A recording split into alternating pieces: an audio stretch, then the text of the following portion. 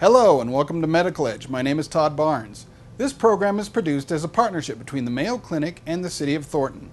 We hope every episode provides you with valuable health information for you and your family.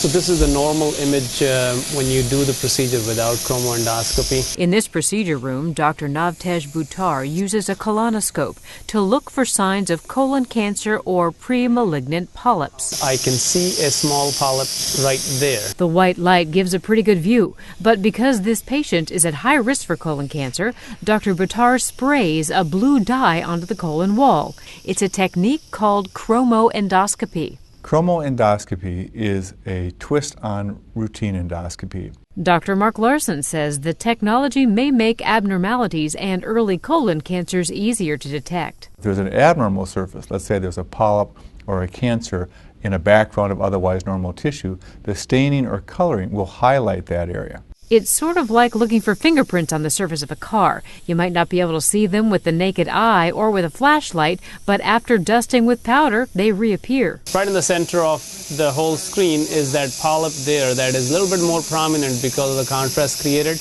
Dr. Larson says the jury's still out on just how effective chromoendoscopy is. He says for routine exams, it may not be better at screening than normal endoscopy. But researchers are looking at the possibility that it may make a significant difference in patients who are considered to be at higher risk for developing colon cancer. For Mayo Clinic News Network, I'm Vivian Williams.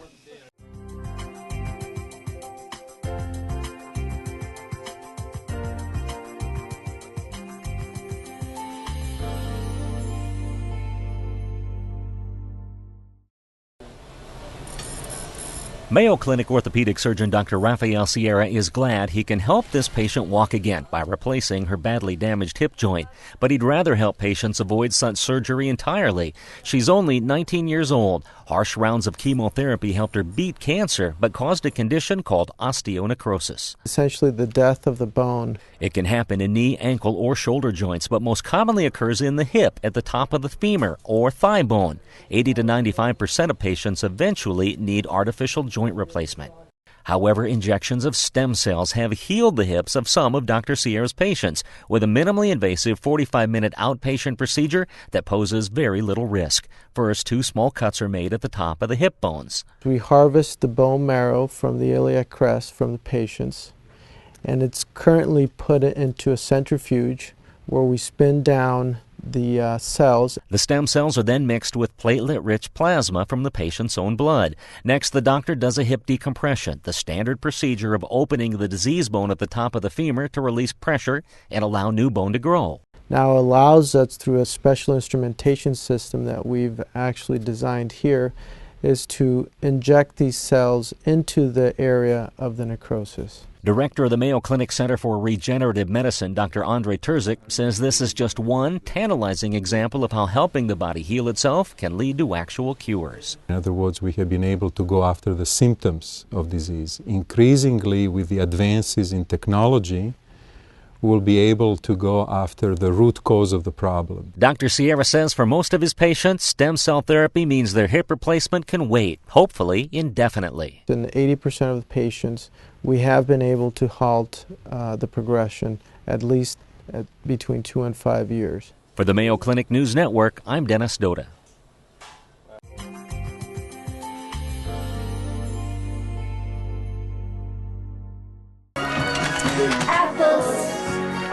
You can eat. These 4th graders are getting a fun lesson in healthy living. Their song and dance is part of a Mayo Clinic community partnership and study designed to help kids develop healthy habits early. It really will take a village or a whole group of us and a community to come together to look at how can we shape healthy habits for life, how can we support parents in their journey of raising children. 5, 2, 1, Nurse researcher Dr. Sharon Tucker says the study gets kids and their families focused on 4 goals developed by clinicians and researchers in Maine. The 5-2-1-0 plan. The 5 is 5 servings of fruits and vegetables per day. The 2 is no more than 2 hours of TV and computer per day. 1 hour of exercise or more.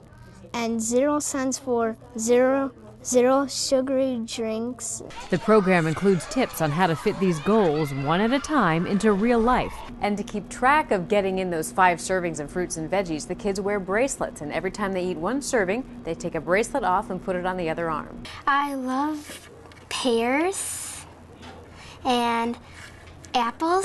Student nurses help keep the kids motivated. How you guys been doing on your choices at home? I'm learning to not watch as much TV and to eat more fruits and vegetables. Research shows that if children develop healthy habits while they're young, they're more likely to maintain those habits as healthy adults. For Medical Edge, I'm Vivian Williams.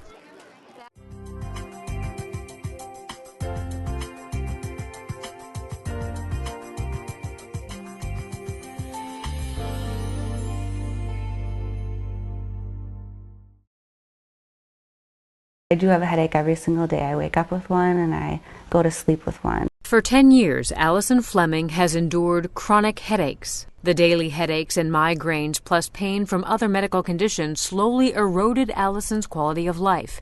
It affected everything. She felt caught, trapped by unyielding pain. I didn't know how I could possibly manage this amount of pain. Unwilling to let the pain dictate how she lived, Allison went to Mayo Clinic, where she enrolled in the Pain Rehabilitation Center, a 3-week outpatient intensive program designed to help people suffering from non-cancerous chronic pain regain control of their lives. You can improve your level of physical and emotional functioning. And then when you improve management of chronic pain, oftentimes pain severity or pain intensity will improve. However, that's not the primary goal. Dr. Michael Hooten says there's sometimes no cure for chronic pain, so the goal of the program is to give people the tools they need to manage it. To regain controls back over their life that the chronic pain is taken away. Dr. Cynthia Townsend and Dr. Hooten team up with physical therapists, occupational therapists, nurses, and other specialists to help with all aspects of chronic pain. Things like group sessions, exercise, biofeedback, and support from others going through the same thing boost confidence. Patients learn that they can taper off medications. They can craft a plan to turn painful days into fulfilling days. They can stop pain from running their lives. I've had people that come into this program, they're in a wheelchair or a walker, they're very difficult for them to move around, and as they graduate from the program, they've got their mobility back, they're active, they're engaged in life, they're enjoying life, they're laughing again. Allison still has a headache every day, but the pain is no longer all-consuming because she's learned how to manage it. I felt like I lost a little bit of myself over the past 10 years, and now to be back to where I was is very fulfilling. For Mayo Clinic News Network, I'm Vivian Williams. That's all for this episode of Medical Edge. If you're interested in learning more about any of the stories featured on this program, you can find additional resources by visiting our website and following the link to the Mayo Clinic. Thanks for watching, and be sure to watch the next episode of Medical Edge from the City of Thornton.